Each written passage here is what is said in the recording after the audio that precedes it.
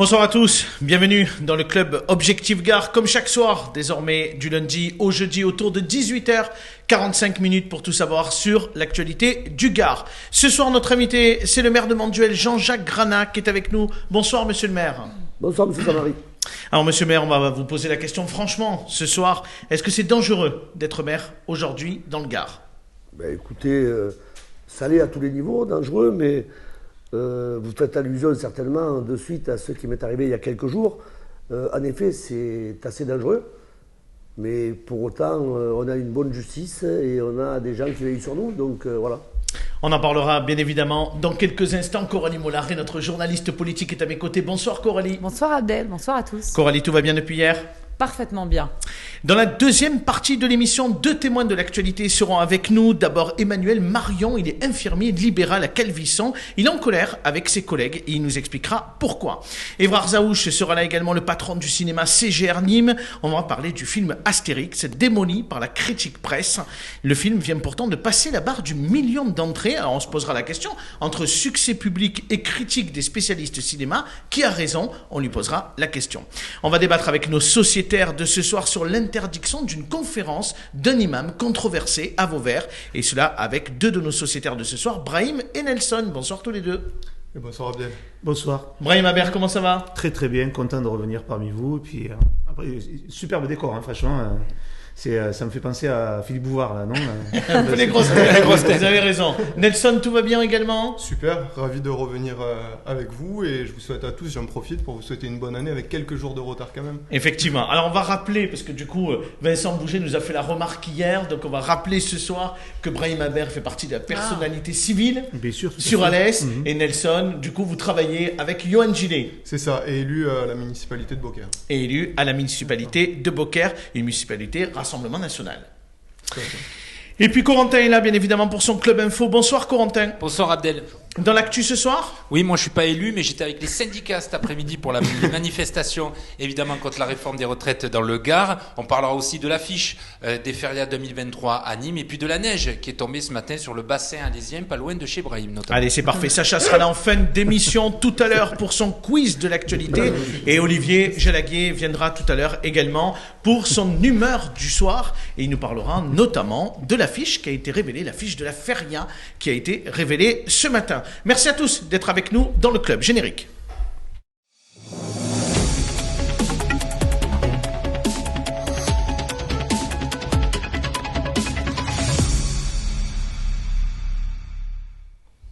Monsieur le maire de Manduel, je vais donner la parole tout de suite à Coralie Molaré qui va vous poser la première question. Elle est de retour en 2023, la question coquine, la question politiquement coquine. Oui, mais pas de suite, puisque on va prolonger la question d'Abdel Samari. En janvier, vous avez fait l'objet d'une agression par l'un de vos administrés et voisins. C'est d'ailleurs pour ça que vous êtes sur notre plateau ce soir. Il était sous l'emprise de drogue. Est-ce que vous estimez aujourd'hui que les maires sont assez protégés? Oh oui, on est assez protégés, mais bon... en fait, ce qui m'est arrivé peut arriver à n'importe qui, ça c'est certain. C'était un administré qui habitait pas loin de chez moi depuis 18 mois, donc je le côtoyais le matin devant le petit café, bonjour, bonsoir, tout allait bien. Et en fait, au bout de 6 mois, il a fait l'acquisition d'un petit chien. Un petit chien qui devient plus grand un molosse, c'était un staff. Oui, vous l'avez retiré. Ouais, non, en fait, avant de le retirer, je lui ai fait comprendre qu'un chien, ça reste en laisse. Je lui ai dit une fois, deux fois, trois fois, et comme il n'avait pas l'air de particulièrement comprendre, un jour, c'est ma police municipale qui a commencé à lui dire. Et puis après, on est passé de la police municipale à la gendarmerie, qui la gendarmerie s'en est un peu plus intéressée, puisqu'ils ont demandé de suite son pédigré, les vaccins, tout ce qui s'ensuit, qui n'a pas été en capacité de rendre. Donc du coup, la veille du jour de l'an, on lui a retiré son chien. D'accord, mais après il lui a été rendu, en tout cas, peu importe qu'on lui a enlevé ou pas, il vous a menacé de mort. Éric Dupond-Moretti avait dit, quand il y a eu malheureusement le décès du maire de Signes, que les attaques contre les maires seraient systématiquement poursuivies. Est-ce que vous estimez aujourd'hui que justice vous a été rendue? Complètement, d'autant que l'intervention a été très rapide, puisque cette personne-là, quand elle m'a agressé, la gendarmerie est arrivée tout de suite, l'a de suite mis en garde à vue. m'a bien sûr demandé d'aller de suite déposer plainte pour que la garde à vue puisse se lire.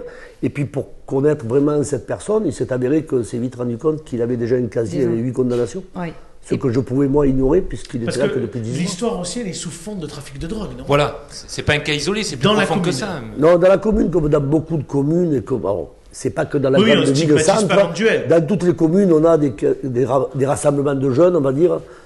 Ce qui ne veut pas dire que tous les rassemblements de jeunes sont des lieux de deal ou des lieux, voilà. Néanmoins, il y en a quand même certains dans les rassemblements de jeunes qui traficotent un petit peu, comme on dit. D'ailleurs, pour preuve, ce garçon a de suite eu une perquisition. Du coup, il a été jugé, il a été condamné, il est interdit d'habiter le village pendant 3 ans, interdiction aussi de vous approcher, et puis il a eu 1 an de prison avec sursis. Allez Coralie, on enchaîne une deuxième question pour le maire de Mantuel. C'est donc la question coquine, monsieur Grana. On l'avait presque oublié et eux. De qui je parle? Alors pas de votre compagne, parce qu'en plus vous avez le même tatouage sur votre main qu'elle, mais non. Voilà. Non, on parle bien sûr de la zone d'activité économique Magna Porta, qui entoure la gare TGV de Nîmes Pont du Gard, dont vous présidez le comité de pilotage. C'est vrai qu'en ce moment, ces derniers mois, on n'entend pas trop parler. Qu'est-ce qui se passe sur Magna Porta? Vous n'en parlez pas, pourtant je parle sous couvert du président Franck Proust de Nîmes Métropole. On travaille beaucoup la question, puisque je ne sais pas si vous êtes au courant, mais depuis quelques temps déjà, nous avons lancé un appel à projet qui va jusqu'au 17 mars d'ailleurs, où certaines entreprises déjà ont demandé, ont répondu et sont en train de travailler cet appel à projet. Et disons que c'est encore prématuré peut-être, mais après le 17 mars, nous aurons une rencontre au niveau de ce comité de pilotage que je préside. Et on pourra être à même de se rendre compte le succès que ça peut remporter auprès de l'entreprise, d'autant qu'on a quand même mis certains points importants, à savoir que le quotient mètre carré soit cohérent avec l'emploi. D'accord, parce qu'aujourd'hui, il y a à peu près 40 hectares qui sont commercialisables. Est-ce que les entreprises peuvent s'installer ou alors est-ce que vous devez encore trouver de la compensation des terrains? Et je crois qu'on parlait de 200 hectares, donc autrement dit, c'est un peu mission impossible. Alors, c'est pas mission impossible. Si vous savez, sur les 180 hectares que comprend Magna Porta, il a été décidé et acté qu'on allait se concentrer sur les 60 hectares du développement économique.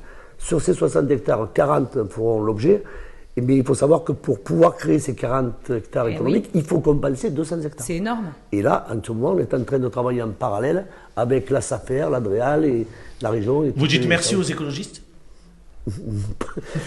Là, si vous voulez, on est malheureusement contraint d'appliquer les lois, mais c'est vrai que... Non, mais vous êtes maire depuis longtemps. Moi, est-ce que ces contraintes aujourd'hui pour avancer sur des grands projets, est-ce que c'est fatigant au bout d'un moment? C'est très fatigant et très sincèrement, moi je ne suis pas d'écolo déjà pour commencer, même si je les respecte, mais je pense que l'humain devrait passer avant toute chose, avant de s'occuper du papillon, de l'outarde, voilà, il faudrait penser au développement économique qui permet de créer de la richesse, de créer de l'emploi et justement permettre aux gens de vivre convenablement. Brahim, est-ce que vous avez une question pour notre invité? Une petite question. Vous avez l'air d'être un maire de proximité, ça se voit, la manière dont vous vous présentez est proche de vos usagers, de vos habitants. La question que je me pose, est-ce que ça vous donne toujours envie avec ce que vous avez subi ces derniers temps, est-ce que ça vous donne toujours envie d'être élu, maire ou auprès de vos administrés? Est-ce que ça vous donne toujours envie? Tout à fait. Alors je vais vous dire, moi je suis quelqu'un de passionné et vous ça se voit. On ne se connaît pas et c'est vrai que j'avais tout à fait. Et je le prends même avec plaisir le fait de se connaître depuis quelques secondes, quelques minutes. Je suis un passionné. Il me cherche une place à Manuel.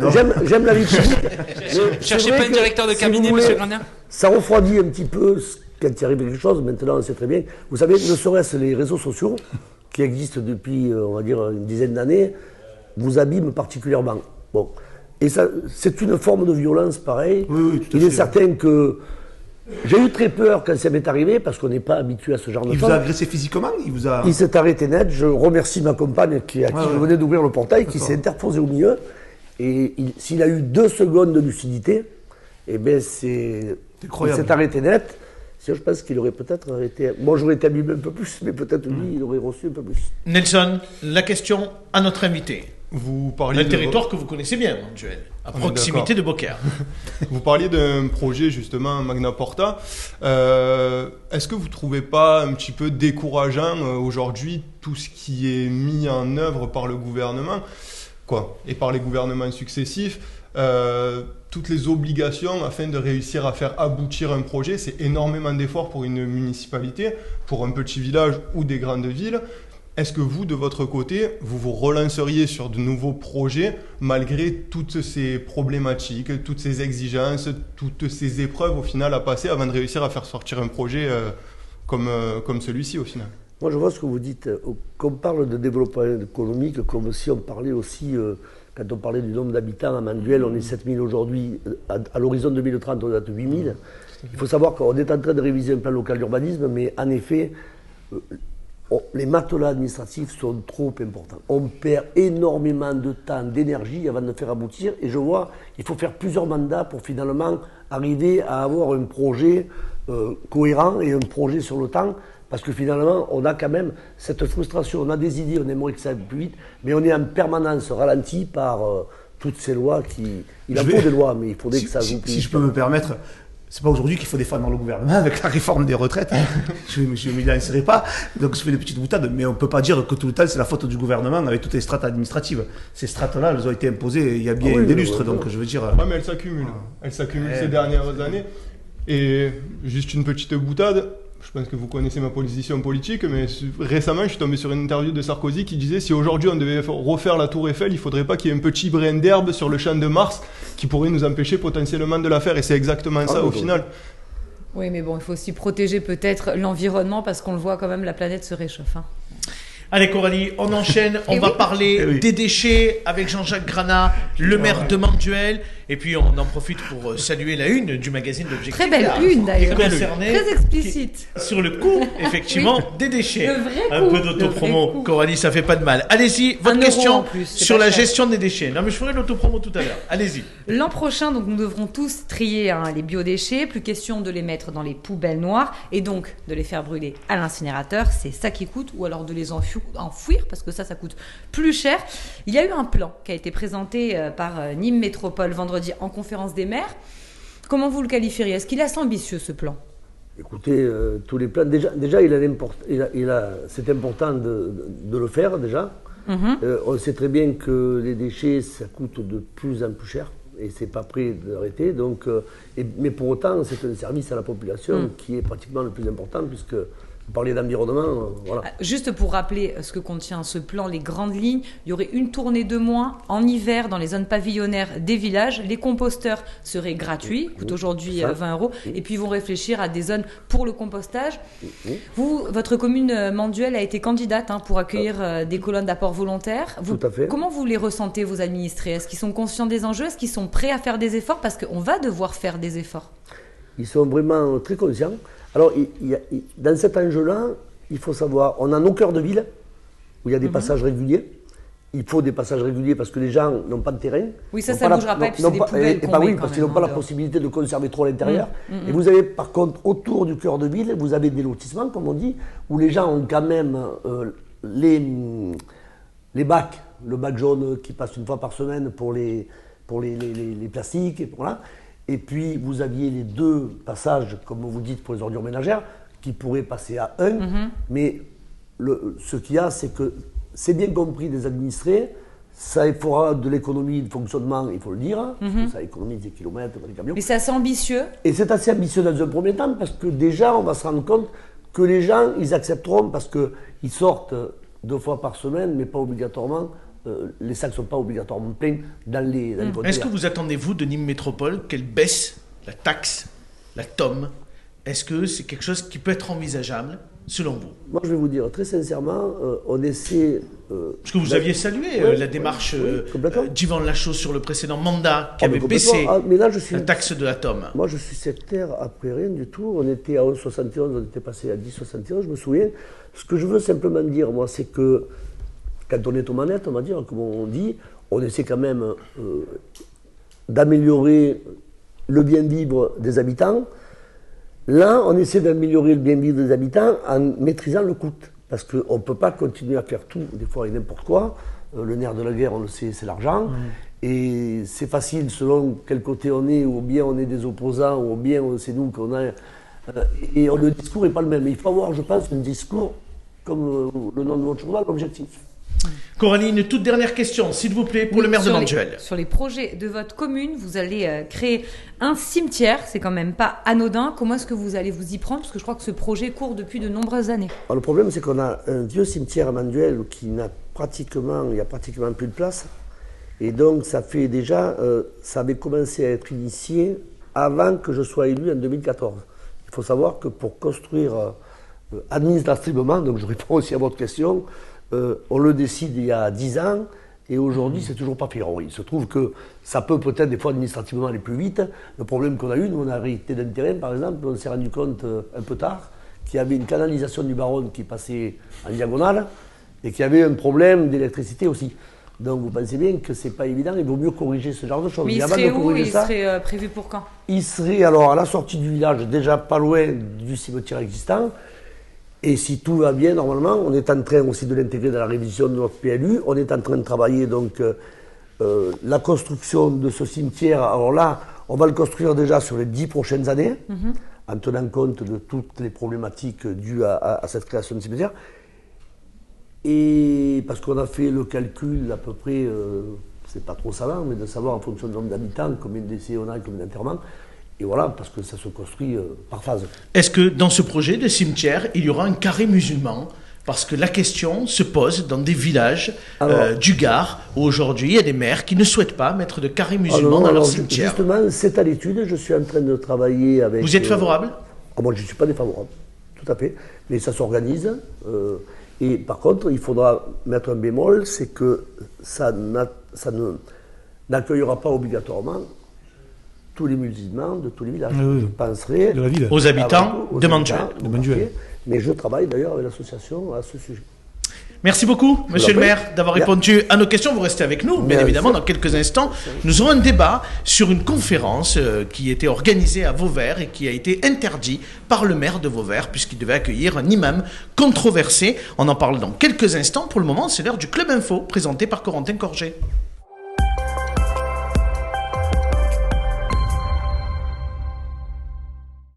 La principale information du jour, c'est bien entendu les mobilisations, les différentes manifestations dans les grandes villes du Gard contre la réforme des retraites portée par le gouvernement d'Emmanuel Macron. Les chiffres avec Sacha Virga. 20 000 participants selon la CGT à Nîmes, 4 000 selon la préfecture. Une manifestation marquée par la présence de Carole Delga, la présidente de la région Occitanie. Il y a quand même près de 3/4 des Français qui sont opposés à cette réforme. Ça veut dire que le bon sens populaire, c'est reconnaître vraiment le caractère complètement inéquitable de cette réforme voulue par Emmanuel Macron. Selon la préfecture, 3 000 personnes recensées à Alès, 1 200 à Bagnols et 200 à Uzès. On assiste donc à un petit fléchissement de la mobilisation contre la réforme des retraites. Pas le temps de ranger les drapeaux, puisque de nouveaux rassemblements sont prévus samedi. Quelques heures avant, c'est l'affiche des Férias de Nîmes 2023 qui a été présentée à l'hôtel de ville de Nîmes. Fait assez rare pour être souligné, c'est une femme, Nicole Bousquet, qui a signé l'affiche. Normand Jardin était sur place. Jean-Paul Fournier, maire de Nîmes, voulait une femme, et c'est Nicole Bousquet qui signe l'affiche des Férias 2023. L'artiste local a décidé de mettre à l'honneur non pas des taureaux, mais la torera Conchita Sintron. Elle était présente en 1991 dans les arènes de Nîmes pour l'alternative de Marie-Sara. Cette œuvre a été faite avec de la broue de noix et de l'encre. Et puis on termine avec la neige qui s'est invitée ce matin sur le bassin alésien, mais aussi au nord de Bagnols-sur-Cèze. Quelques flocons compilés par Caroline Hernandez. Attendu, la neige est tombée ce matin sur le Piémont et les vallées cévenols, de 3 à 5 cm au-delà de 500 mètres d'altitude. À la station Alti-Égual, sur le mont Égual, on avait le sourire avec plus de 7 cm tombés. Avec les éclaircies de cet après-midi, la neige n'a pas tenu au sol. Merci Corentin pour toutes ces informations. Place tout de suite au débat du club.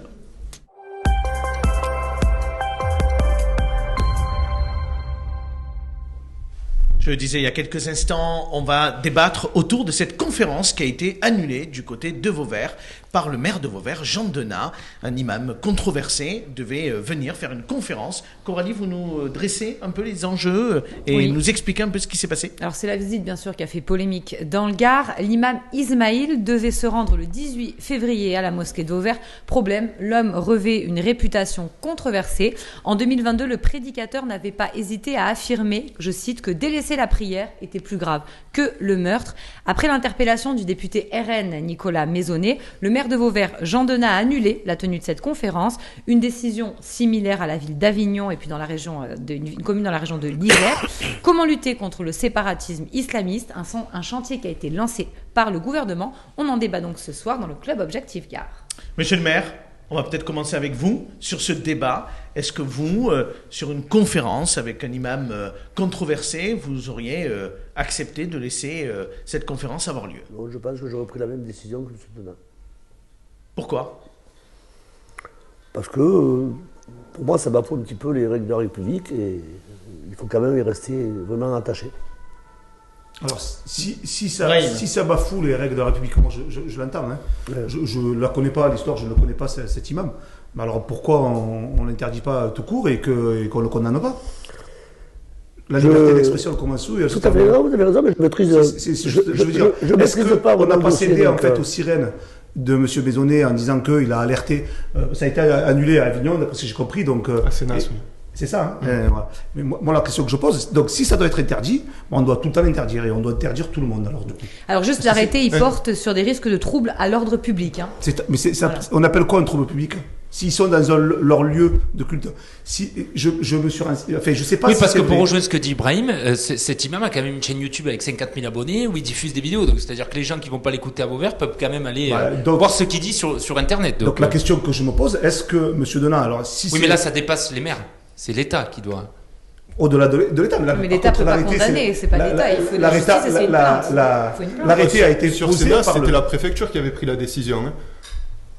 La dernière réunion qui avait été annulée, donc c'était pas à Avignon, c'était à Sénas, ça avait été une prise de position préfectorale et pas uniquement municipale. Oui, mais pour trouble à l'ordre public. On n'est pas là sur la liberté d'expression. Ne doit-on pas se référer à la loi? Bon, la question que je pose, c'est ça. Hein. Nelson, qu'est-ce que vous en pensez? Moi, je pense que de toute manière, depuis des dizaines d'années, l'État a la même molle sur ce genre de questions, c'est-à-dire que les positions de l'État ne sont jamais claires. Il faut que la moitié de la population d'un village se révolte pour que ça fasse assez de bruit pour qu'on puisse prendre la décision d'annuler ça. Là, c'est la population qui s'est révoltée? Non, c'est un coup politique, là. C'est quand même M. Maisonnet qui... Ouais, mais M. Maisonnet, mais au final, ça a été quand même suivi par un maire PS, M. Jean Denat, qui est du Parti Socialiste. Donc au final, c'est quand même l'alerte de M. la décision sans que ça soit médiatisé donc, aussi. Donc M. Maisonnet, son alerte était quand même fondée, on est bien d'accord? Non, mais au niveau, moi je vais poser une question. Moi je ne remets la faute sur personne. Ni le maire, ni... Est-ce que, au niveau de la loi, il est condamnable ou pas? Moi, je pose la question, personne n'arrive à me répondre. C'est vous qui êtes élu, c'est vous qui faites de la politique. Plusieurs. À mon avis, il y a une zone grise. À mon avis, il y a une zone grise. Non, mais est-ce qu'on doit tolérer et est-ce qu'on peut l'éclaircir? Est-ce qu'on doit tolérer des imams qui sont capables de dire à des enfants de 5 ans, et je parle pas spécifiquement de lui, à des enfants de 5 ans, que d'écouter de la musique, ça risque de les faire se transformer en cochons? C'est drôle sur le papier. C'était où marqué où ce truc-là? C'est un imam qui a été qui est autant controversé que celui-ci. Alors, parle pas. Si vous voulez commencer à me sortir la panoplie de tous les imams d'ici de Navarre, non, mais on va pas s'en sortir. On n'a pas besoin d'être imam pour dire des conneries, Nelson. Donc, je veux dire, c'est vrai, on n'a pas besoin d'être imam pour dire des conneries. Non, mais le problème qu'il y a, c'est qu'un imam est beaucoup plus écouté que vous et moi. Oui, ça, c'est vous qui vous le dites. Moi, je l'écoute pas. Alors, ça veut dire quoi, Brahim? Ça veut dire qu'il faut le laisser parler? Non, je dis pas qu'il faut le laisser parler. Être présent et voir ce qu'il dit dans une conférence pour voir si on le condamne ou pas? Déjà, moi je sais pas si ça a été plus loin et j'étais d'accord avec Nicolas Sarkozy quand il disait qu'il faut légiférer dans toutes ces mosquées pour qu'on ait une cohérence de territoire national pour qu'on aille tous dans le même sens. Moi je suis de confession musulmane, je n'ai pas honte de le dire. Bon, je suppose que, est-ce qu'il y a un cimetière musulman à Beaucaire? Il y en a un. Je pense que vous n'en ferez pas une seconde. Hein.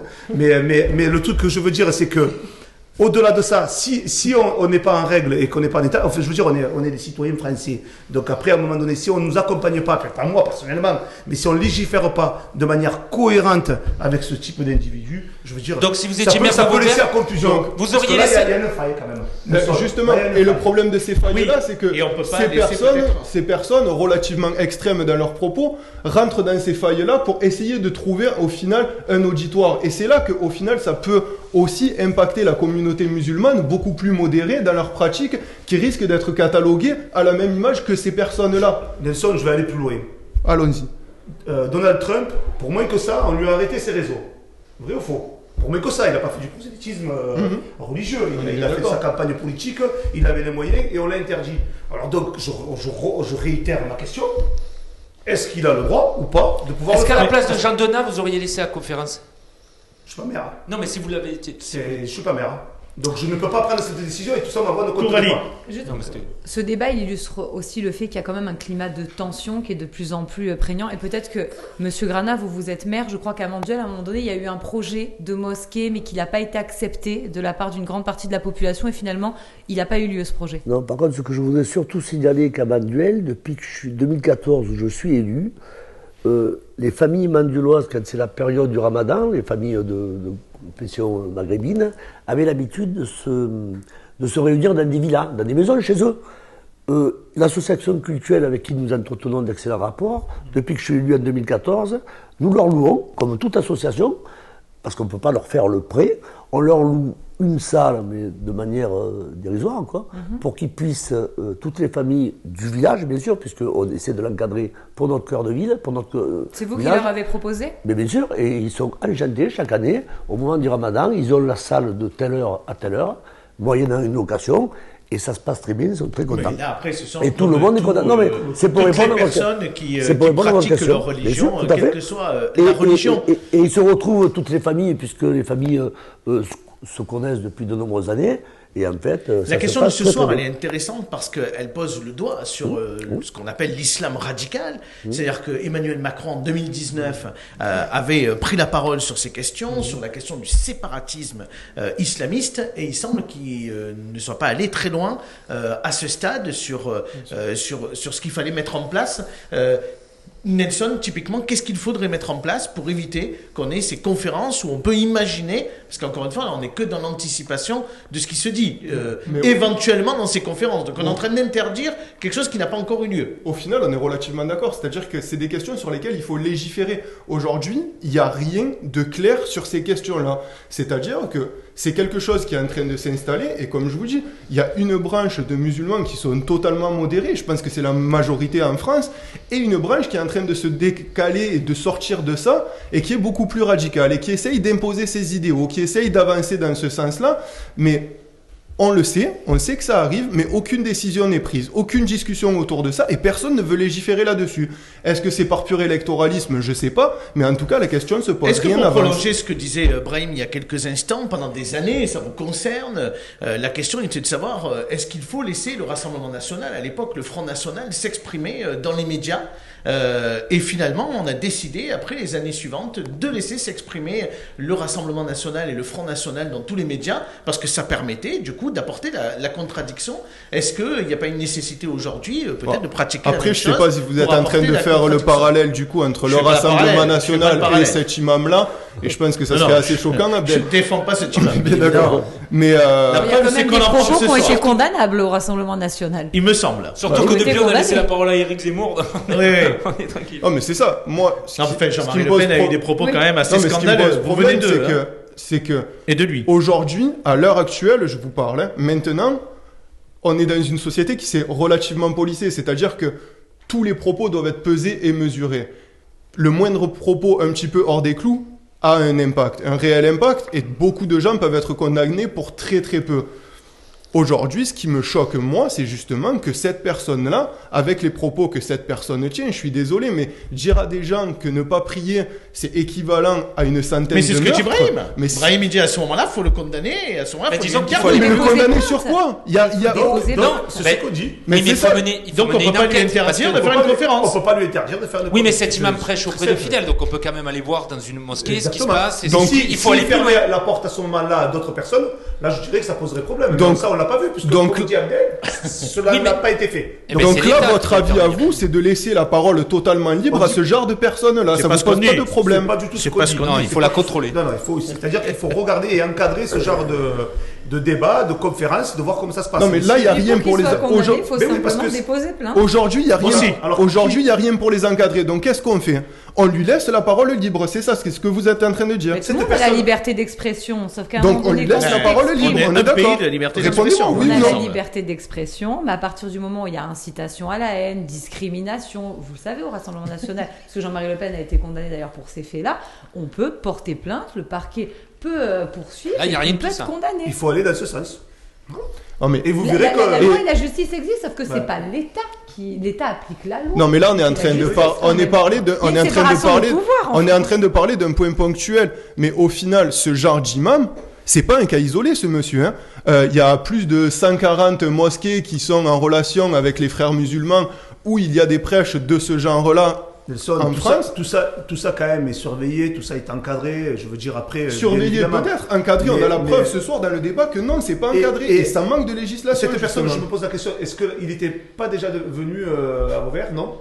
Apparemment, il était déjà venu, effectivement. Donc, du coup, ça n'avait pas fait de problème. Qu'est-ce qui a changé d'une année à une autre sauf que M. Maisonnet, le député, a pris position. Ou ses propos à ce monsieur-là ont peut-être évolué. Alors, il a eu effectivement des propos à l'automne dernier qui étaient franchement scandaleux.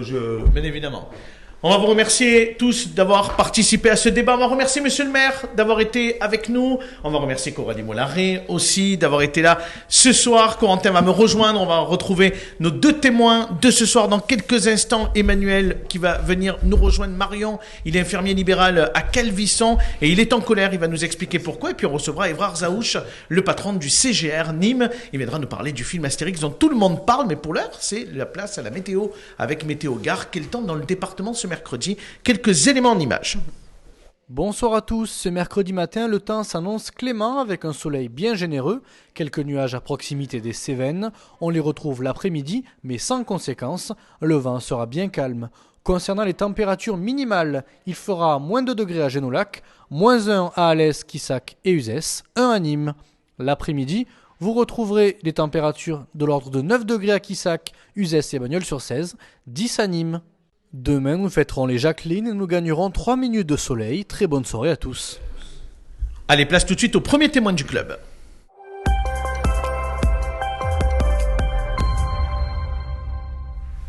Et on accueille en plateau Emmanuel Marion. Il est infirmier libéral à Calvisson. Bonsoir, monsieur. Bonsoir. Je vais laisser la parole à Corentin qui va vous présenter. Oui, vous êtes infirmier libéral à Calvisson et vous avez créé une page Facebook intitulée Infirmiers libéraux en colère Occitanie, suite à la création d'un même collectif au niveau national. Alors applaudi lors de la crise sanitaire, vous vous sentez aujourd'hui délaissé, maltraité dans votre quotidien, aux côtés des malades tous les jours de l'année, vous subissez tous les inconvénients de la crise énergétique et notamment l'inflation des prix des carburants.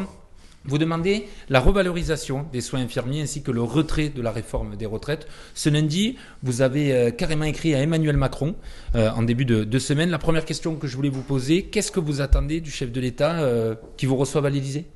Alors, on attend du chef de l'État déjà que soient renégociés certains accords pour lesquels nous sommes très perdants, puisque voilà, on s'aperçoit, on ne s'est pas aperçu évidemment dans notre quotidien que certaines transformations de notre nomenclature étaient carrément à notre désavantage, malheureusement signées par nos syndicats représentatifs et que nous perdions de l'argent. Ça, c'était une première chose déjà sur notre travail. Effectivement, aujourd'hui, on s'aperçoit qu'on a des coûts de déplacement qui explosent. Il faut quand même savoir que notre dernière revalorisation au niveau de nos déplacements date de 2012 et nous nous déplaçons à domicile pour 1,25 €. Voilà. 1,25 €, 10, 15, 20 km. Alors que ça vous coûte à peu près combien par mois là actuellement ? Vous êtes passé. Aujourd'hui, nos budgets d'essence, je ne peux pas le chiffrer comme ça, mais ils ont été multipliés par 2, parfois par 3, quoi, chez certains collègues qui évoluent en campagne, en semi-rural ou en rural, évidemment. Les coûts explosent encore plus que l'urbain. Mais est-ce que cette crise économique, elle n'est pas simplement conjoncturelle ? Probablement que ça va passer. Est-ce que vous pensez que l'essence va rester aussi élevée ? Est-ce que cette crise inflationniste va être encore là dans 6 mois, dans 1 an ?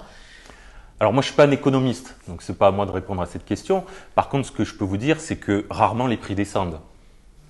Rarement les prix descendent. Les seules choses que je vois stagner à l'heure actuelle, c'est les salaires des gens. C'est des conditions qui ne s'améliorent pas, qui sont de mal en pis. Et voilà, et on fait partie aussi de ces professions qui sont au contact des gens. Et on mesure aussi notre problématique à nous, mais aussi la problématique des gens dans leur quotidien. Bien sûr. Voilà, il apparaît qu'on a quand même une patientèle qui est essentiellement faite de personnes âgées. Et on voit les difficultés qu'ils traversent aujourd'hui. À titre personnel, je vois des gens qui ne se nourrissent plus tous les jours. Je pense qu'éthiquement parlant, on a un problème. 7e puissance mondiale, on a un problème. Voilà. Je pense que ça c'est un mythe maintenant, excusez-moi. Mais Oui, pardon. Rapprochez-vous du micro. Vous parlez de la 7e ou... Ouais, Oui, peut-être. Bon, disons que c'est dans les chiffres. On est plus proche d'en bas que Non, mais jusqu'où on va aller comme ça Je suis entièrement d'accord avec vous. Jusqu'où on va aller comme ça, sachant que quand même on voit des bénéfices records dans d'autres choses. Tout à fait. Je veux dire, si on avait la possibilité de soulever cette caméra, on verrait aujourd'hui la petite phrase qui est derrière moi, qui montre, je m'excuse, je vais la nommer, les abus de quelques-uns compromettent les avantages de tous. Aujourd'hui, je pense qu'on est complètement là-dedans, c'est-à-dire que on a, je vais prendre l'exemple de Monsieur Attal hier qui fait une proposition pour les hôpitaux publics de 600 millions et à côté de ça, on a l'État qui va injecter 1,3 milliard dans Orpea.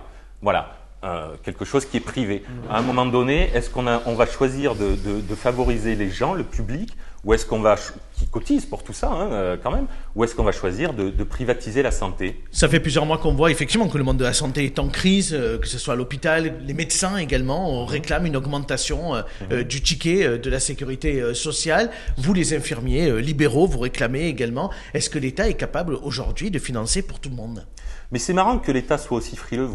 Il n'est pas frileux pour augmenter le gaz, pour augmenter l'électricité, pour augmenter les autoroutes, pour augmenter tout. Mais il est frileux pour augmenter les salaires des gens. Et on nous demande. Je ne parle pas des salaires pour les infirmiers. Non, mais de tout, je parle. On avait reçu également. On est frileux que dans un sens. Il y a quelques mois, les laboratoires médicaux également qui étaient en grève. Oui.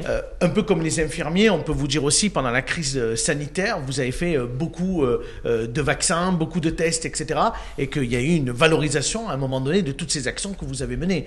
Alors, et les infirmiers, certains, je ne dis pas vous particulièrement, ont gagné quand même beaucoup de l'argent pendant cette période. Alors déjà, on nous a demandé d'être actifs. Ce serait marrant, ce que vous me dites, c'est on nous demande d'être actifs, de venir sauver toute une population, derrière on va nous le reprocher. Non, je ne dis pas qu'on vous le reproche. Moi, ce que je trouve étonnant, c'est que voilà, aujourd'hui on se retrouve avec un système qui est déliquescent, qui est complètement en train de mourir.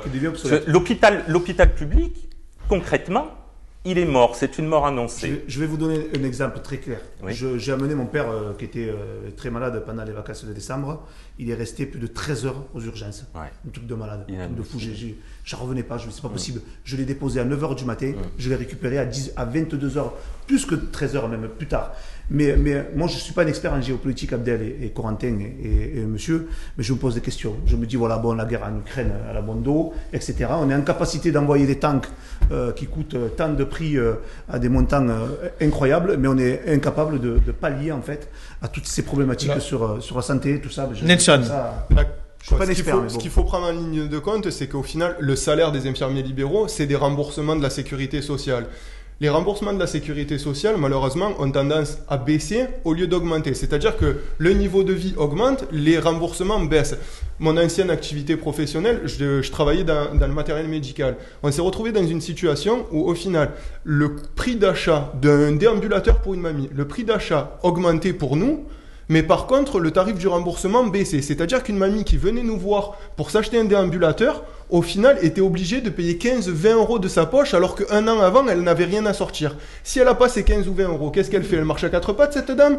C'est une réelle question. Au final, on a une inflation. Mais si le tarif de remboursement ne suit pas cette inflation, au final, le système va tomber. C'est simple. Comment vous voyez la suite pour vous qu'est-ce que vous espérez? Et qu'est-ce que vous espérez sur les prochains mois? Alors, je pourrais répondre avec des acronymes, puisque on travaille avec des acronymes, nous, les AMI, les AIS, les BSI, etc.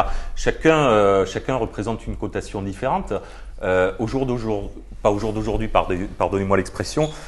Aujourd'hui, on a par exemple en 2019 ce qu'on appelle nous le bilan de soins infirmiers qui a été signé par nos syndicats, qui a dévalorisé notre travail. C'est-à-dire que je préfère prendre les chiffres parce que je ne veux pas vous dire de bêtises.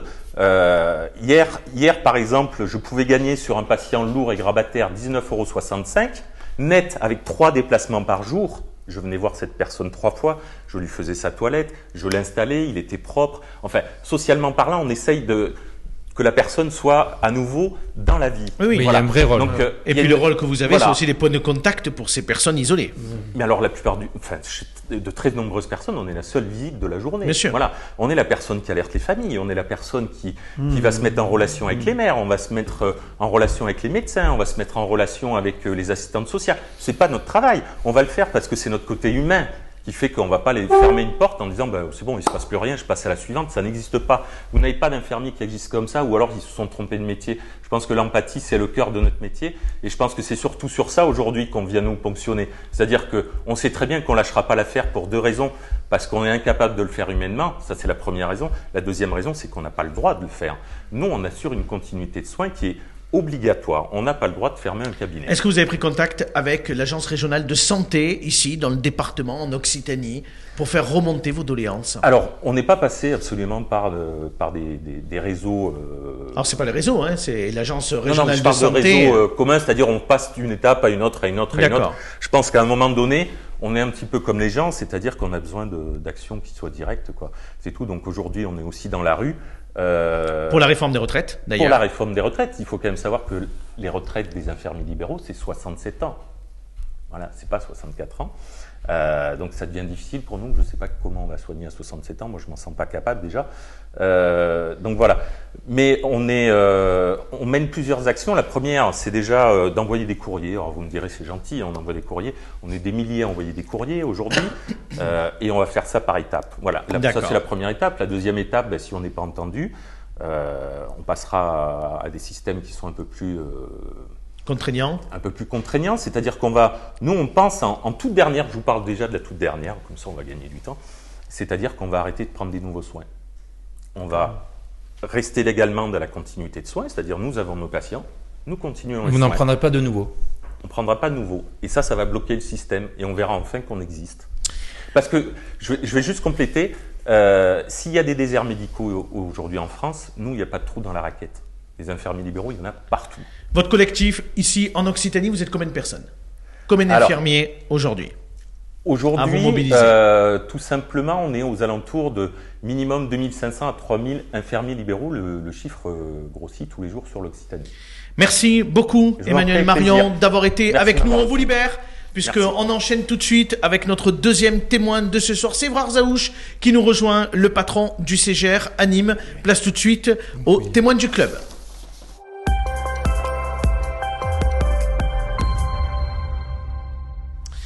Allez, monsieur Zaouch, on vous invite à rentrer en plateau tout de suite. Vous êtes équipé, installez-vous sur le canapé que vous connaissez bien. On rappelle que vous êtes le patron du cinéma CGR à Nîmes. Bonsoir, monsieur Zaouch. Bonsoir, bonsoir à tous. C'est un voisin. Bonsoir. Exactement, un voisin, effectivement, de l'avenue Feuchère. Bon, la première question, on voulait connaître la vérité. Franchement, monsieur Zaouch, ce film Astérix, alors, il est nul ou pas?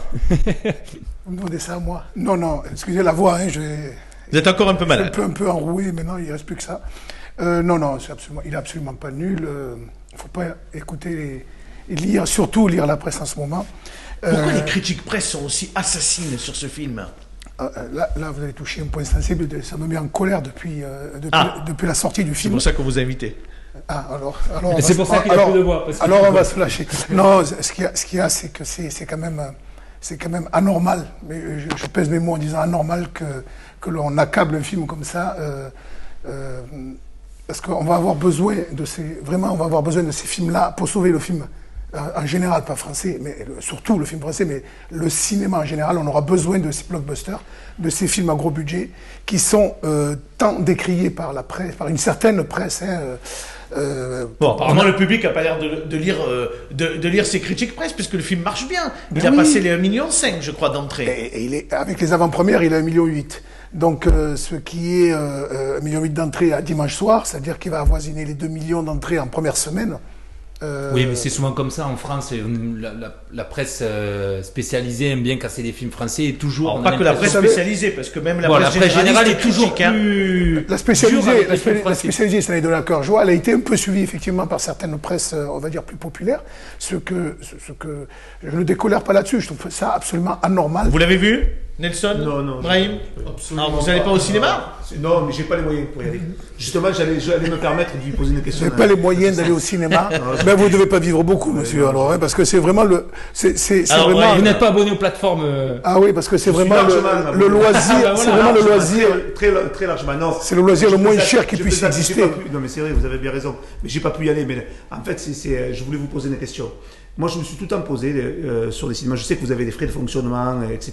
Par contre, moi, je peux me permettre avec ma famille d'aller au cinéma régulièrement, c'est pas un souci. Mais je me posais, est-ce qu'il serait possible, CGR ou même les cinémas d'ici et de Navarre, c'est pas le problème, c'est de savoir s'il y avait une possibilité qu'une fois par mois, par trimestre, vous réduirez en fait vos tarifs, vos prix pour que les familles puissent y aller au cinéma. Parce que je sais qu'il y a beaucoup de familles. CGR Nîmes, c'est pas très cher, le cinéma.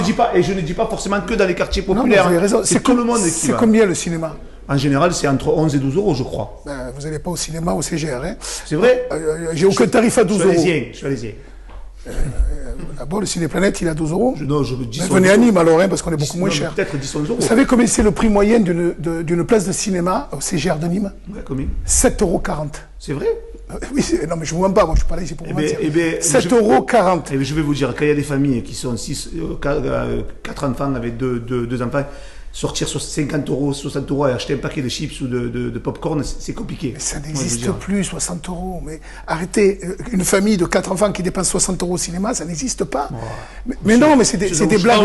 C'est des blagues qu'on vous raconte. Pour en revenir qu'on vous raconte, 60 €. On se rappelle, vous étiez notamment venu parce qu'il y a quelques mois, on se rappelle des chiffres en disant que bon, le cinéma n'allait pas bien. Là, c'est autre chose. Oui. Voilà, il y a eu Avatar, il y a eu la Astérix. Vous êtes plutôt optimiste pour cette année 2023? Oui, comme vous voyez les films qui arrivent en 2023, et j'espère qu'ils continuent. Justement, c'était une des questions d'Abdel. Et puis d'abord un mot sur Avatar quand même, avant de parler de 2023, parce que c'est un succès incroyable. Avatar, il est déjà 13 millions d'entrées en France, parce qu'en France on parle en entrée, on parle pas en argent, l'argent fait peur. Hein.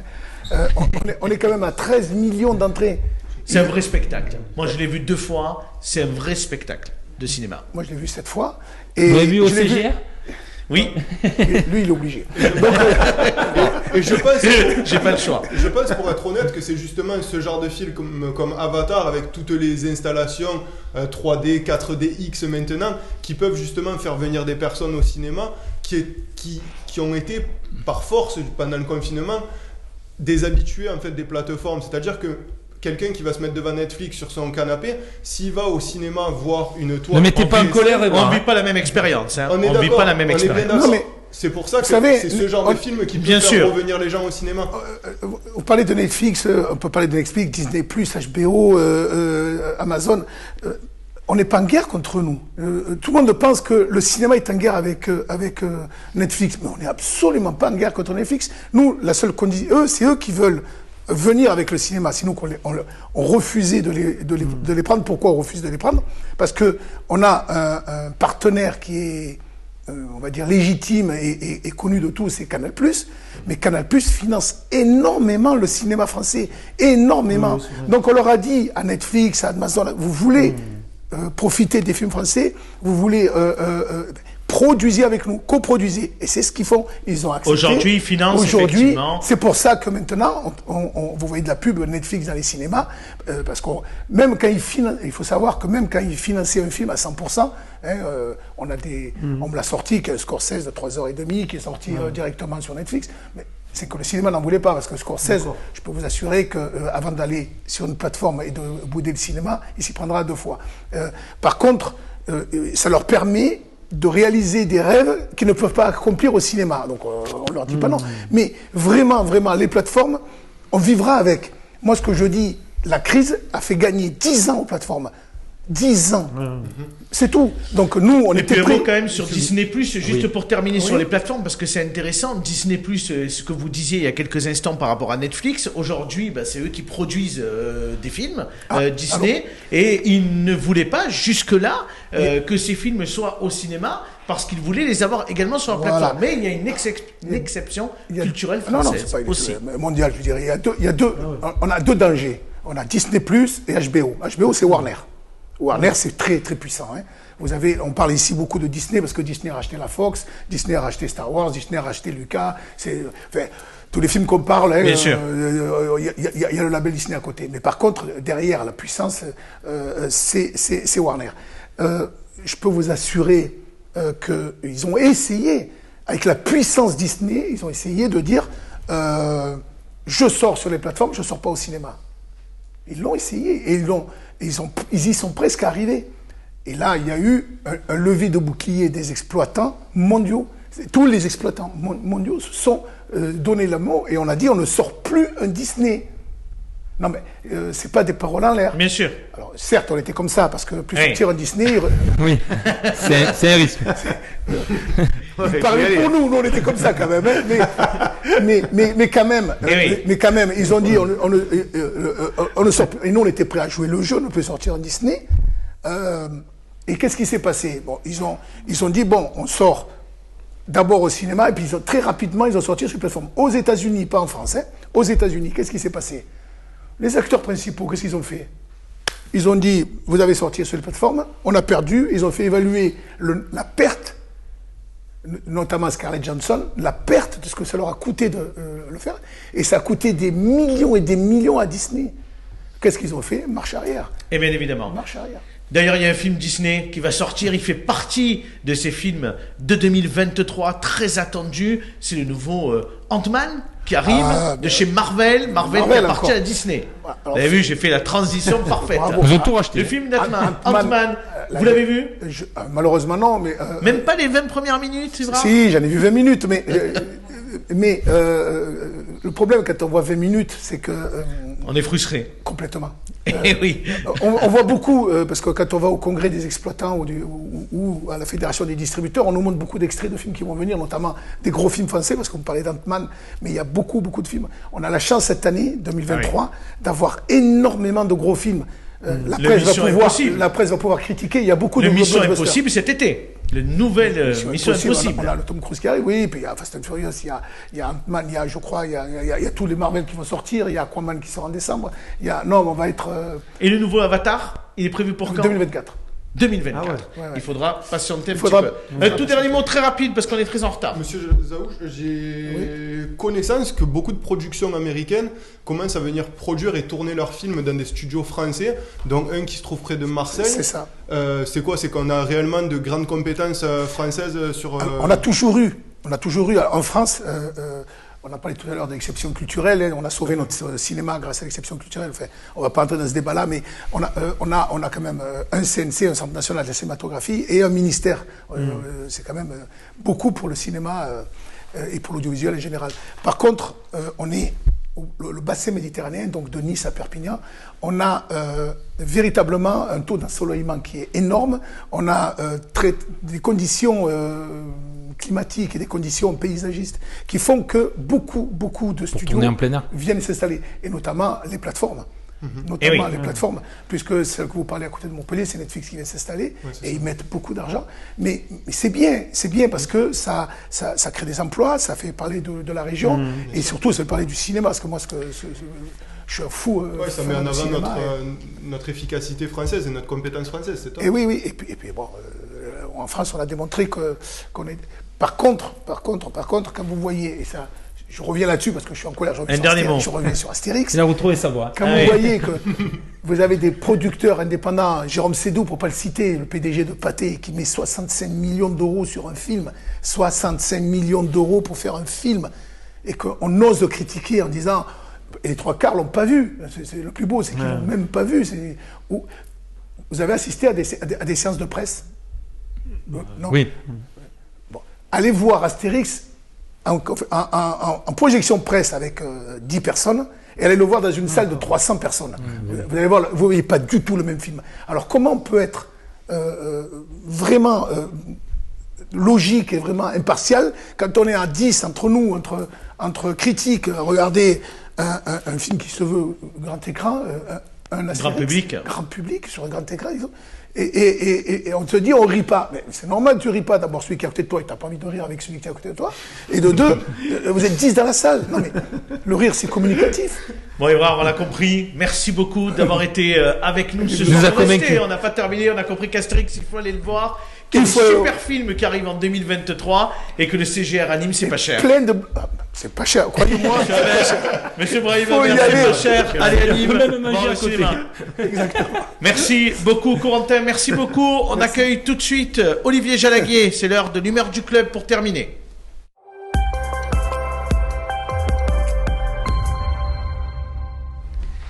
Et donc c'est Olivier Jalaguier qui nous rejoint, le spécialiste en communication politique. Bonsoir Olivier. Bonsoir Abdel. Alors votre humeur du soir Olivier nous amène à évoquer l'affiche de la Feria 2023 qui a été dévoilée par la ville de Nîmes ce matin. Oui, une affiche de la Feria, c'est quand même 40 ans après la création de l'affiche de la Feria par Jean Bousquet.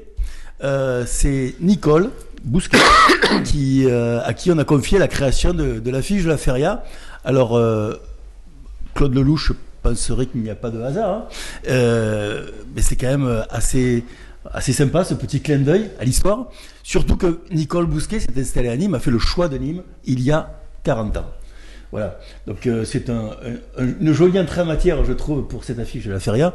En plus, Nicole est une artiste nîmoise. Oui, on sent qu'il y a de l'émotion, non, Olivier ? Il y a beaucoup d'émotion parce que Nicole l'histoire de Nicole est indissociable de l'histoire d'Andrés Roé, que tout le monde connaît aussi à Nîmes. C'est un couple d'artistes et au-delà de l'œuvre dont on va parler, il y a les artistes. Et moi j'aime bien parler des artistes parce que c'est pas qu'une œuvre, un artiste, c'est tout ce qu'il y a derrière, c'est l'engagement d'une vie. Et à l'époque où on parle par exemple de la réforme des retraites, voilà, on a des jeunes qui voient leurs aînés défiler pour les retraites, pour des choses très très matérielles. Et bien il y a des gens qui passent une vie en marge, en parallèle. Ils sont pas là pour passer des commandes comme des artisans par exemple, c'est tout est respectable, mais ils sont là eux pour faire ce qu'ils ont envie de faire, pour chercher la lumière, chercher leur propre vérité, et puis qui même me suivent, et puis si ça plaît ça vend, si ça plaît pas ça vend pas, et ainsi va la vie, et c'est leur vie. Et c'est éminemment respectable. Et moi, je suis heureux que ce soit Nicole qui ait été choisie pour accomplir cette belle œuvre. En plus, cette œuvre qui nous rappelle, alors, après un débat sur la tauromachie, un projet de loi dont on reviendra peut-être tout à l'heure, c'est une belle œuvre qui évoque une autre tauromachie, la tauromachie à cheval. On a parlé du rasé, on a parlé de la tauromachie à pied. Et bien là, c'est une tauromachie à cheval, qui plus est une tauromachie féminine. Alors certes, Constita Cintron, mais derrière, on est ni moi, Marie-Sara, Léa Vicens. Voilà, donc il y a toute une histoire féminine de la tauromachie qui apporte un peu de calme dans ce monde de brut. Et puis vous-même, Olivier Jalaguier, vous l'avez réalisé, l'affiche. Alors ça remonte un peu, soyons honnêtes, c'est en 2014, il y a 9 ans. Mais vous vous êtes plié à cet exercice aussi. Oui, j'ai eu cette chance-là, dans un contexte un peu différent, parce que pour le coup, là, c'était une commande du maire qui nous demandait d'exploiter l'habit de lumière que José Thomas avait offert au musée Taurin suite à son seul contre 6 du 16 On s'en septembre. souvient.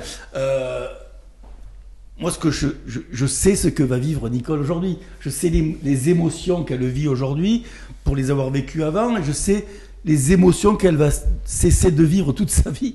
Parce que déjà, l'avoir fait, c'est une grande fierté pour un artiste. L'avoir fait en étant nîmois, c'est une immense fierté. Et puis, surtout, l'émotion est toujours là. Quand on rentre dans une maison, nîmoise ou pas d'ailleurs, parce que ça m'est arrivé même très très loin d'ici, quand on rentre dans une maison et d'arriver dans un bureau, dans un salon, et de voir son affiche sur les murs, forcément, il y a une émotion particulière qui est indescriptible. On dit un mot quand même parce qu'il y a eu, avant le dévoilement de cette affiche, une polémique parce que vous le disiez tout à l'heure, il n'y a pas de taureau sur cette affiche.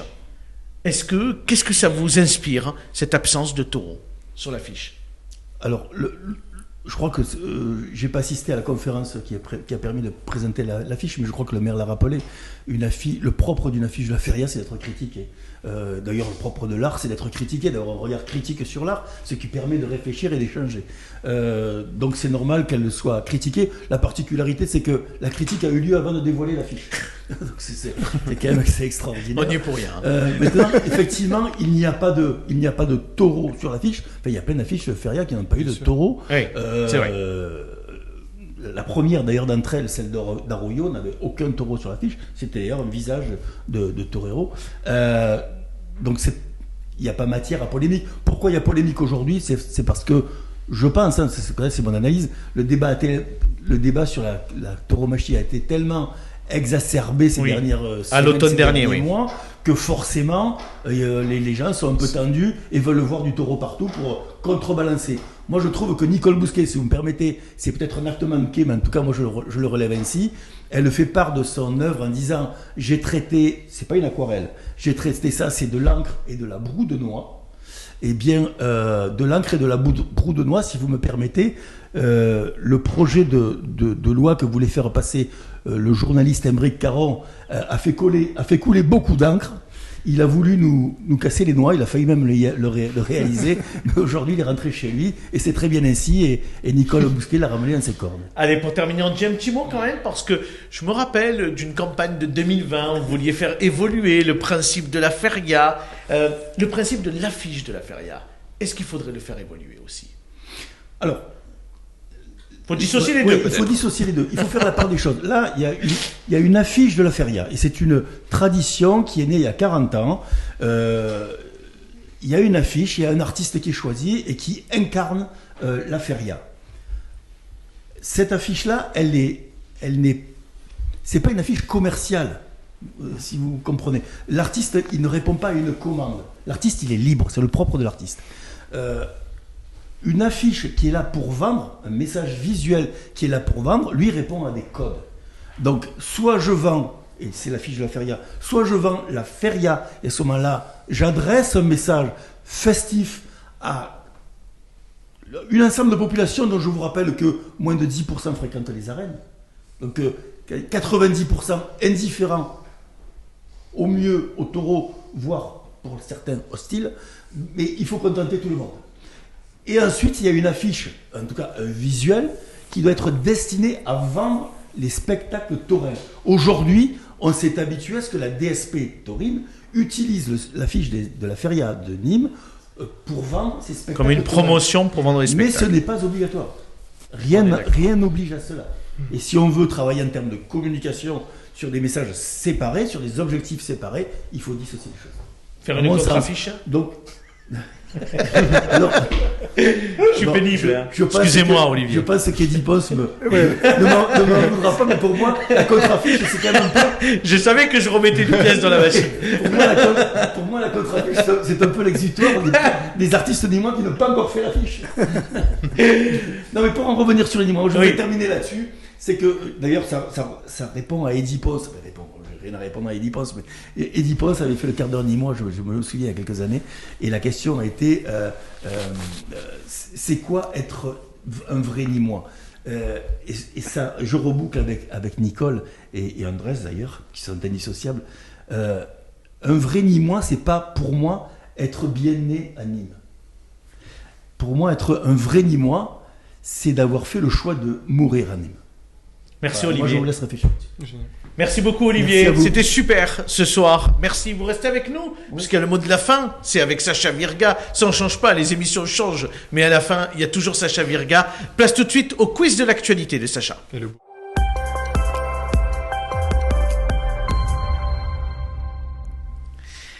Bonsoir Sacha. Bonsoir Abdel, bonsoir à tous. Comment ça va Sacha depuis hier? Ça va très bien. Non, il n'y a pas de bonnet, j'ai entendu dire tout à l'heure. Oui, c'est Nelson qui vous cherche. Non, on est parti sur des sujets qui sont beaucoup plus sérieux. Alors Sacha, plus sérieux, ça c'est avec prendre avec des pincettes bien sûr. Alors Sacha, vous m'avez pas donné les questions ce soir, mais c'est pas grave, allez-y. Non, mais ça va être une habitude parce que bon, même si j'ai eu un petit peu de retard, c'est aussi pour que vous puissiez jouer avec nous. C'est très gentil de penser à moi. Que l'on soit 5. Alors, allez, on y va parce qu'on est déjà un peu en retard. Tout à fait. Alors première question. Alors ça va être plutôt une question sur Manduel. C'est un petit peu dommage que Monsieur Grain ne soit pas là, mais on verra si vous avez bien suivi l'actualité de la commune. Ah, Brahim, concentrez-vous. Nelson. Pouvez-vous me citer au moins 3 des 6 communes limitrophes à Manduel? 3 des 6 communes? Marguerite, Marguerite et... Redescend. Est-ce que vous êtes capable de me citer les 3 autres? Rodilhan, j'ai entendu, il en reste 2. Je me rappelle plus. Il a dit tout à l'heure. Ah si, il y a Jonquière-Saint-Vincent. Non, c'est perdu. Ah, bon, mais tant pis. C'est toi, alors, allez-y. Eh bien, c'est Beaucaire et Bellegarde. Ah oui, d'accord. On en a parlé tout à l'heure, c'est pour ça que je vous parlais d'actualité. Non. Monsieur Grana qui est en coulisses, il dit que vous dites n'importe quoi, Sacha. Alors ça veut dire que oui. Alors, il n'est pas d'accord avec vous. Alors, entre quiz, ça commence bien. Bon, allez, la deuxième question, Sacha. Deuxième. C'est marrant. Ça, c'est Sacha. Jonker Saint-Vincent. Mais je vois pas pourquoi vous ne mettrez pas Jonker Saint-Vincent, ça côté. Mais vous irez voir Wikipédia, vous leur direz. Hein. Bon, allez. Moi, je m'inspire de Wikipédia, je m'inspire Vous voulez pas pas de... devenir président de l'UPE30. Allez-y. Deuxième question. Rigolez moins parce que c'est plus dure celle-là. Hein. Elle est plus compliquée. Qui a gagné l'étoile de Bessèges cette année? Oh putain, je me rappelle plus le nom. C'est un Américain. Non. Oui. Non, si, c'est un Américain, excusez-moi. Hein. Il y en a beaucoup, les Américains. Je dirige le journal d'actu. Il y en a des centaines de millions des Américains, monsieur Samari. Oh, ça va. Le nom, je l'ai pas. Quelle équipe? Alors là, c'est pas moi de vous le dire. Hein. C'est à vous de Personne le dire. sait? Monsieur Zaouch, Évrard. Le vélo, moi. Ah, vélo, il connaît pas. Alors, donnez la réponse, C'est Sacha. Nelson Powles. Ah, Nelson Wow. Paoles. Vous Avec avez un un super excellent accent, accent Sacha. anglais, je C'est sais. sûr que c'est un Américain? C'est pas un Portugais, Paoles? Allez, la troisième question. C'est un Américain. Troisième question. On a parlé de la feria tout à l'heure et Ah. Olivier Jalagui en a également parlé. On va voir si vous êtes fort. En quelle année a eu lieu la première feria de Nîmes? Attention, pas la première édition. Enfin, la première édition, mais la première feria. Question, c'est la 40 ans. Première édition. Il y a Il y a que 40 Olivier. ans. Ouais, c'est. Il y a 40 ans. 56. 55. Oh, il était pas loin. Ouais, j'aurais pu dire à un près, il aurait gagné. Il Mais n'était bon, pas loin. Je précise qu'il n'y a rien à gagner. Allez, la quatrième question. Quatrième Sacha. question. Bon, Quel est le Zaouch, film faut répondre aux questions. Eh bien justement, celle-là, elle est presque vous faite jouez. pour lui. Ah, je sais pas. Ah, mais tout le monde joue. Et elle est presque faite pour lui, celle-là. Quel Ah. est le film qui a fait le plus d'entrées au cinéma en 2021? Ah, oula. 2021. Je réponds. Pas 2022. Ah oui, c'est à vous. 2021. 2021, ça doit être Spider-Man. C'est exact. C'est une bravo. bonne réponse. Bon, quand même, c'est facile. Spécialiste de cinéma, quand même. Et la dernière. Cinquième question. Une question un peu plus compliquée. Lors des élections sénatoriales de septembre 2017, Max Roustan est élu sénateur pour un mandat de 6 ans. Il a dû démissionner un mois plus tard. Quelle en était la raison et qui lui a succédé? Alors, non-cumul des mandats. C'est Et c'est Jean-Paul Fournier qui lui a succédé. Pas du tout. Non, c'est Ah, la non, mère non, de Villeneuve-les-Avignon. Vivette Lopez. Non plus. C'est la mère de Villeneuve-les-Avignon qui lui a succédé. Jean-Marc Roubaud. Pascal Bourgouret. C'est Pascal Bory qui lui a succédé. Bien joué, Olivier. Voilà. Parce qu'elle est. Comme quoi, vous avez encore à apprendre sur le département, monsieur Samari. J'avais été sûr que vous alliez me dire ça. Bravo Sacha, c'était sympa ce soir. Comme hier soir, les questions. Qu'est-ce qui se passe, Brahim Habert? On refaisait le match. Madame Vivette Lopez a remplacé qui, du coup? Jean-Paul Fournier. D'accord, ok. D'accord. Voilà, Monsieur Granac est en coulisses, répond à la question. On va remercier tout le monde, on va remercier d'ailleurs le maire de Manduel qui était avec nous, Jean-Jacques Grana, pardon. On va remercier nos sociétaires de ce soir. Merci Brahim, Merci Nelson, vous avez passé un bon moment? Super. C'était sympa. Et voir Zaouch, merci beaucoup d'avoir été avec nous. Sacha, merci. Olivier, on se dit à demain. À demain. C'est l'heure de refermer ce club pour ce soir. Merci à tous d'avoir suivi ce nouveau numéro. On va remercier Nicolas Dombre pour la réalisation de l'émission. On va remercier Romain Curat pour la préparation du plateau. On va se donner rendez-vous demain à 18h. Notre invité, c'est Valérie Roveran, qui est la nouvelle présidente de Renaissance, le parti qui est porté par le président Emmanuel Macron. Elle nous dira si en 2026, elle pense avoir ses chances pour la ville de Nîmes ou s'il va lui falloir peut-être s'associer avec quelqu'un qui s'appelle Julien Plantier. On en parle demain. Nos sociétaires seront là, bien évidemment, de nouveau. Et puis, on aura des témoins dans l'émission. Et puis, nos journalistes, bien évidemment, seront là. Sacha, Corentin et Coralie. Bonne soirée à tous. Fermeture du club.